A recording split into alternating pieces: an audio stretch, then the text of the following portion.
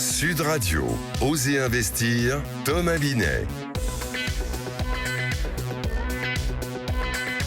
On a retrouvé Thomas Binet. Que faire de votre argent? Où le placer? Comment le placer? Et quand le placer? Tiens, au programme aujourd'hui. Eh bien Jean-Marie, est-ce qu'on va rencontrer la flambée des prix pour les locations courte durée à Paris durant les Jeux Olympiques? On va y répondre dans un instant. Et on va recevoir Alexandre Leng, cofondateur de Tudigo, plateforme dans le domaine de l'investissement non coté. On va parler d'investir dans les PME et start-up. Est-ce une bonne idée? Et est-ce qu'investir dans une forêt, c'est rentable? Ça sera le dernier sujet. Effectivement, allez tout de suite, c'est parti.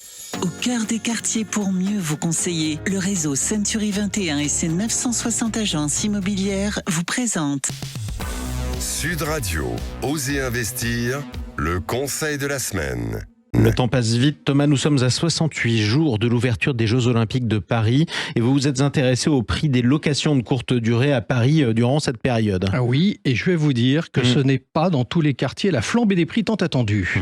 Sans blague. Alors pourtant, on nous avait promis que ça allait être une manne pour les propriétaires. Oui, mais ça c'était avant Jean-Marie. Selon le baromètre l'icône immobilier qui traite les données venant de Airbnb, Abritel, Booking, PAP, entre autres pour le journal Le Parisien, un recul très net des prix est observé concrètement. Tous les arrondissements, j'ai bien dit tous les arrondissements, voient leur prix baisser sans aucune exception. Bigre, alors est-ce que vous pouvez nous donner quelques exemples? Allez, je vais vous donner le trio de tête. Moins 21% pour le 10e, moins 19% pour le 14e arrondissement et moins 17% dans le 6e. Bref, depuis le mois de février en moyenne, les prix ont baissé de, écoutez bien, 31%.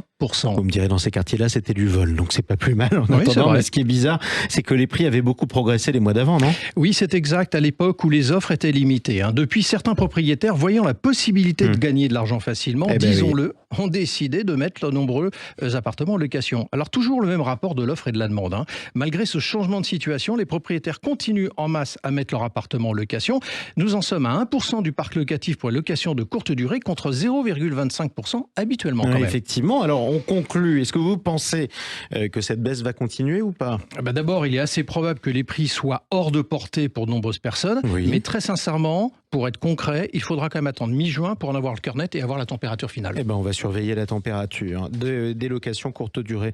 En tout cas, tout de suite, Thomas, on accueille votre invité Alexandre Leng, qui est le cofondateur de Tudigo. Alors, c'est une plateforme dans le domaine de l'investissement non coté, basée à Bordeaux et à Paris, 60 collaborateurs. Bienvenue à vous sur Sud Radio, Alexandre Leng. Vous visez les 100 millions d'euros investis dans les PME françaises et vous êtes l'invité de Thomas Binet. Alexandre Leng, on va s'intéresser à Tudigo dans un instant, mais d'abord on va essayer de cadrer le sujet. C'est quoi l'investissement participatif ? L'investissement participatif, mais finalement l'investissement non coté, c'est le fait d'investir au capital ou de prêter à des entreprises non cotées, donc des entreprises qui ne sont pas cotées en bourse. L'investissement participatif, c'est finalement le fait de l'ouvrir à une foule de petits épargnants. Pourquoi? Parce que l'investissement non coté, le private equity, c'était une classe d'actifs réservée uniquement à des gens qui avaient des grandes fortunes, à des fonds institutionnels également. Et aujourd'hui, en fait, avec des plateformes comme Tudigo, on l'ouvre à tous les particuliers qui peuvent investir des 1000 euros dans cette classe d'actifs initialement réservée à une élite. On en parlera de qui peut acheter effectivement dans un instant. On est d'accord pour bien préciser, bien arrêter le sujet. Il s'agit pas seulement de start-up. C'est pas simplement ce qu'on appelle de l'amorçage, lancement de financement. C'est aussi des entreprises qui sont installées, mais qui ont besoin de se donner un deuxième souffle ou un troisième souffle. Ouais, alors c'est chez Tudigo, vous pouvez trouver des startups, des entreprises à vraiment tous les stades de développement, de celle qui est effectivement en amorçage au début et qui a une technologie mais pas encore de clients, de celle qui a déjà réalisé pas mal, quelques centaines de milliers d'euros de chiffre d'affaires et qui a besoin d'accélérer, et puis des entreprises qui font déjà plusieurs millions, voire dizaines de millions de chiffre d'affaires, qui sont rentables et qui sont dans des logiques de croissance externe, de rachat d'entreprises ou effectivement de continuer à financer leur expansion. En quoi c'est plus intéressant d'investir dans une PME que tout autre type de placement? Alors, on sait bien que les Français sont attachés à l'immobilier, ils peuvent mettre en livret A, ils peuvent mettre en PEA pour les plus, érudits. En quoi c'est plus intéressant la PME pour vous? Je pense que les Français sont les premiers à être fascinés par ces réussites américaines que sont Apple, Tesla, Microsoft, Google, ou alors même en France des Blablacar, Le Bon Coin, Doctolib. Ce qu'on oublie en fait, c'est que ces aventures-là ont toutes démarré grâce à l'apport d'investisseurs privés, l'investissement non coté, le private equity. Exactement ce qu'on fait ici. Ça commence toujours là, avant de passer sur des logiques de financement plus institutionnelles ou des entrées en bourse. Ça commence avec le private equity, avec l'investissement non coté. Donc ça, aujourd'hui, c'est l'investissement non coté, c'est l'opportunité de participer à ces aventures entrepreneuriales. Il y a vraiment une logique de sens et d'aventure, d'aller investir également avec du sens, aligné avec ses valeurs, et puis de profiter de croissances qui vont être très fortes, parce qu'on rentre au début, lorsqu'on sort, l'entreprise, elle a potentiellement doublé, triplé, voire multiplié sa taille par 10 et plus. L'investissement non coté, le private equity, c'est la classe d'actifs qui, sur 10 ans, a le meilleur rendement devant toutes les autres. D'accord. Chez Tudigo, vous recevez combien de dossiers par mois de dossiers d'entreprises qui souhaitent ouvrir quelque part leur capital? Combien vous en recevez par mois? On en reçoit entre 800 et 1000 tous les mois, et on en sélectionne et on met en ligne auprès de notre communauté d'investisseurs entre 4 et 8, quoi, en gros. Donc il reste 4 à 8 dossiers sur à peu près 1000. Ouais, en fait, c'est assez logique. Enfin, il faut se dire que l'année dernière, il y a 1 million d'entreprises qui se sont créées. Ouais. Si je compte toutes celles également qui sont déjà en activité, il y a quand même une manne d'entreprises. Ces entreprises-là ont besoin de financement. Il faut savoir qu'effectivement, les financements institutionnels se sont pas mal taris ces 2 dernières années avec la montée des taux d'intérêt. Donc, il y a le besoin effectivement d'aller chercher de l'investissement auprès des épargnants est encore plus important, parce que l'épargne française, c'est 4 000 à 6 000 milliards d'euros aujourd'hui qui dorment sur les comptes, et puis on sent que les particuliers, les Français, sont de plus en plus intéressés par cette classe d'actifs. Alors justement, on va s'intéresser à celui qui peut investir. Vous avez dit que c'est des particuliers, on va essayer de développer un peu ça, et qu'on peut investir à partir de 1 000 euros. Bon, concrètement, c'est 7-77 ans. Alors on va redire 18 ans parce qu'il faut être majeur. C'est 18-77 ans celui qui peut investir. Oui, tout le monde peut investir. Ouais. Quand je dis 1 000 euros, effectivement, c'est la mise minimum par projet, parce que la particularité aussi, c'est qu'on choisit dans quelle entreprise on va investir sur Tudigo. Mais effectivement, en moyenne, les gens mettent plutôt entre 5 et 10 000 euros et vont souvent d'ailleurs diversifier, donc placer sur plusieurs projets. Sur l'année ou même à un instant T, avec des logiques de portefeuille, comme vous les auriez en bourse ou dans d'autres. Ce qui veut dire qu'il n'y a pas forcément de profil type, en définitive, puisque c'est quand même assez large par le seuil d'investissement. Globalement, on voit quand même que la majorité de nos investisseurs ont entre 30 et 55 ans, mais on a de plus en plus de jeunes, on a beaucoup de gens qui démarrent dans l'investissement avec nous, parce qu'ils découvrent une entreprise dont ils sont consommateurs, par exemple, et puis ils se disent, ah tiens, elle ouvre son capital, moi je consomme ces produits-là, ça me parle, ce problème me parle, tiens, pourquoi pas effectivement participer. Est-ce qu'il y a des types d'entreprises ou des secteurs d'activité qu'on retrouve un peu plus fréquemment dans les propositions d'investissement que vous faites? De manière générale, c'est quand même beaucoup de l'innovation, mais après c'est très large, et quand on dit tech, c'est très très large. Ce qui a pas mal le vent en poupe, qui plaît beaucoup aux investisseurs, et puis sur lequel il y a des besoins et des perspectives très intéressantes, c'est tout ce qui est deep tech. Et dans la deep tech, il y a les medtech, tout ce qui va être autour de la santé. On en a une en ce moment, par exemple, qui est hyper intéressant, qui s'appelle Remedy Labs, un bracelet connecté qui permet de soulager les douleurs chroniques en émettant des ondes millimétriques. Donc pour remplacer tous les opioïdes, tous les médicaments analgésiques. Donc ça va extrêmement innovant. Un tour de table, une levée de fonds qu'on réalise, donc où on va mixer les particuliers via Tudigo et puis des fonds d'investissement de premier rang comme Partech par exemple, très très connu et qui a énormément de succès à son arc.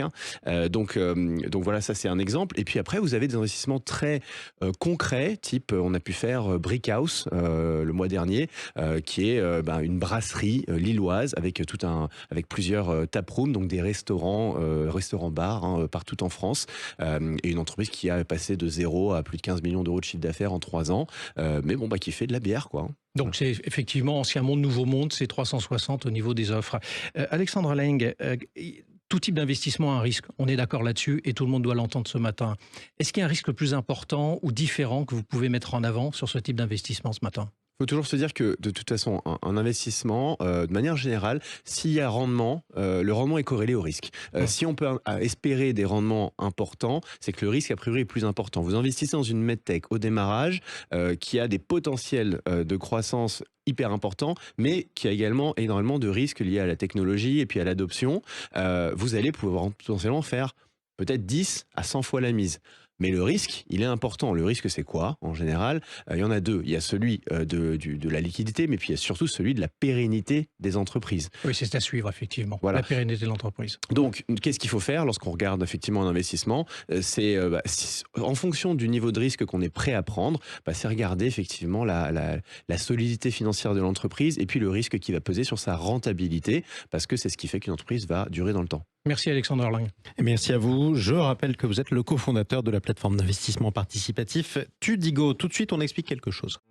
Intergestion REM, spécialiste de l'épargne en SCPI depuis plus de 30 ans, présente Sud Radio, Osez investir, le coin de l'expert. On continue à investir tous azimuts. Ce coup-ci, Thomas, vous nous proposez d'investir, tiens, dans une forêt, sachant qu'un tiers du territoire français est occupé par des zones boisées. Est-ce que c'est une bonne idée de placer son argent dans ce type d'actifs? Oui, c'est intéressant, Jean-Marie. C'est autre chose que ce qu'on vient d'entendre avec Alexandre Erling. D'abord parce que la forêt a plusieurs finalités. C'est un espace qui peut donner lieu à un droit de chasse, mais les arbres l'occupant peut être utilisé pour des meubles ou du bois de chauffage. Ouais, effectivement, alors on comprend l'utilité, mais est-ce que c'est un bon placement? Oui, mais on ne va pas s'enflammer quand même. Parce que c'est un placement de diversification sur le long terme. Sur bien la sûr, vous me connaissez. Bon.